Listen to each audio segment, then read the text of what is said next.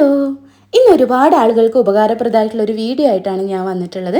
അതായത് നമ്മൾ ഗുരുവായൂർ അമ്പലത്തിൽ ചോറൂണിന് പോകുന്ന സമയത്ത് എന്തൊക്കെ കാര്യങ്ങളാണ് നമ്മൾ നിർബന്ധമായിട്ട് അറിഞ്ഞിരിക്കേണ്ടത് എന്നുള്ളതാണ് കേട്ടോ. അപ്പോൾ നിങ്ങൾക്ക് ഇത് ആവശ്യമില്ലെങ്കിൽ കൂടെ നിങ്ങളുടെ ഫ്രണ്ട്സിനോ റിലേറ്റീവ്സിനോ ആർക്കെങ്കിലുമൊക്കെ ആവശ്യമുണ്ടാവും. അപ്പോൾ മറക്കാതെ അവർക്ക് ഒന്ന് ഷെയർ കൂടെ ചെയ്ത് കൊടുക്കണം കേട്ടോ. പിന്നെ ഒന്നാമത്തെ കാര്യം നമ്മൾ അറിഞ്ഞിരിക്കേണ്ട കാര്യം എപ്പോഴാണ് നമ്മൾ അവിടെ പോകേണ്ടത് എന്നുള്ളതാണ്.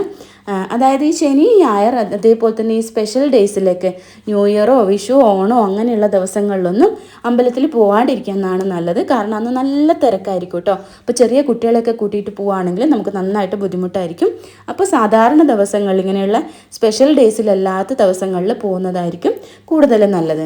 പിന്നെ രണ്ടാമത്തെ കാര്യം, നമ്മൾ അവിടെ പോകുന്നതിന് മുന്നേ ടോക്കൺ എടുക്കണോ എന്നൊക്കെയുള്ള ഡൗട്ട് ഒരുപാട് പേർക്ക് ഉണ്ടാവും. അപ്പോൾ അതിനുള്ള ഉത്തരം എന്ന് വെച്ചാൽ നമുക്ക് വേണമെങ്കിൽ ദേവസ്വം ബോർഡിൻ്റെ ഗുരുവായൂർ ദേവസ്വം ബോർഡിൻ്റെ സൈറ്റിൽ കയറിയിട്ട് നമുക്ക് ടോക്കൺ എടുക്കാം. അല്ലെങ്കിൽ നമ്മളിവിടെ അമ്പലത്തിലെത്തിയിട്ട് അമ്പലത്തിൻ്റെ ഉള്ളിൽ കയറി കഴിഞ്ഞാൽ വഴിപാട് കൗണ്ടറിൽ നിന്ന് നമുക്ക് 100 രൂപ കൊടുത്താൽ ഇതിൻ്റെ ചോറൂണിൻ്റെ ടോക്കൺ കിട്ടും.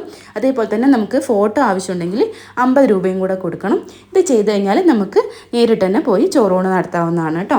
പിന്നെ മൂന്നാമത്തെ കാര്യം എന്ന് പറയുന്നത്, നമുക്ക് എത്ര മണിക്കാണ് ചോറൂണിൻ്റെ ടൈം എന്നുള്ളത് രാവിലെ 5 മണി തൊട്ടിട്ട് ഉച്ചയ്ക്ക് 1:30 വരെയും അതേപോലെ തന്നെ രാത്രി 8:30 ശേഷവും അരമണിക്കൂറുമാണ് ചോറൂണിൻ്റെ ടൈം ഉള്ളത്. നിങ്ങൾ കൂടുതലും രാവിലത്തെ ടൈം പ്രിഫർ ചെയ്യുന്നതായിരിക്കും നല്ലത്. കാരണം ആ സമയത്താണെങ്കിൽ ഒരുപാട് ടൈം ഉള്ളത് കൊണ്ട് തന്നെ നമുക്ക് സാവകാശം ചോറ് കൊടുക്കാൻ പറ്റും, തിരക്കൊക്കെ ഉണ്ടെങ്കിൽ കൂടി. പക്ഷെ രാത്രിയാണ് നിങ്ങൾ പോകുന്നതെങ്കിൽ ചില സമയത്ത് തിരക്കൊക്കെ ഉള്ള സമയമാണെങ്കിൽ ചോറ് കൊടുക്കുന്നത് ബുദ്ധിമുട്ടായിരിക്കും കേട്ടോ.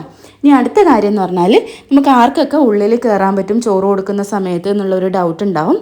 ചോറ് കൊടുക്കാൻ വേണ്ടിയിട്ട് നമ്മുടെ കൂടെ വന്ന് എത്ര ആൾക്കാരുണ്ടോ അവർക്കൊക്കെ ഉള്ളിൽ കയറാവുന്നതാണ്.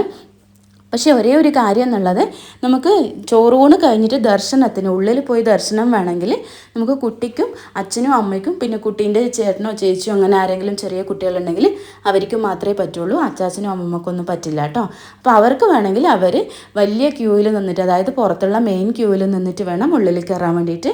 മറ്റേ അച്ഛനും അമ്മക്കും കുട്ടിക്കും അയ്യപ്പ ക്ഷേത്രത്തിൻ്റെ അവിടെ പോയി കഴിഞ്ഞാൽ അവിടെ ഒരു സെക്യൂരിറ്റി ഉണ്ടാവും. അപ്പോൾ നമ്മുടെ കയ്യിലുള്ള ടോക്കൺ കൊടുത്തു കഴിഞ്ഞാൽ ചോറൂണിന് ശേഷം അവിടെ കൊടുത്തു കഴിഞ്ഞാൽ അവർ നമ്മളെ നേരെ ഉള്ളിലേക്ക് കയറ്റി വിടും കേട്ടോ. അപ്പോൾ നമുക്ക് നേരിട്ട് ദർശനം നടത്താവുന്നതാണ്.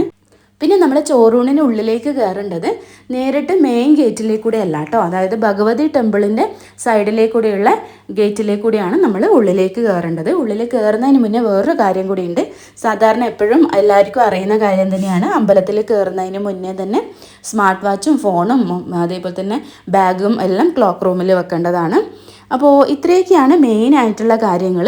അപ്പോൾ നിങ്ങളിനി അമ്പലത്തിൽ വരുന്നുണ്ടെങ്കിൽ, ഇതേപോലെ ചോറൂണ് ആവശ്യത്തിനൊക്കെ വരുന്നുണ്ടെങ്കിൽ, നിങ്ങളോ ആർക്കെങ്കിലുമൊക്കെ റിലേറ്റീവ്സിനൊക്കെ ആവശ്യമുണ്ടെങ്കിൽ ഈ ഒരു വീഡിയോ ഒന്ന് ഷെയർ ചെയ്തിട്ട് ഇതിനനുസരിച്ച് വരിക കേട്ടോ. അപ്പോൾ വീഡിയോ ഇഷ്ടമായെന്ന് വിചാരിക്കുന്നു. ഇഷ്ടമായിട്ടുണ്ടെങ്കിൽ ലൈക്ക് ചെയ്യാനും ഷെയർ ചെയ്യാനും കമൻറ്റ് ചെയ്യാനും മറക്കരുത്. ഈ ചാനൽ സബ്സ്ക്രൈബ് ചെയ്തില്ലെങ്കിൽ മറക്കാതെ സബ്സ്ക്രൈബും കൂടെ ചെയ്യണേ.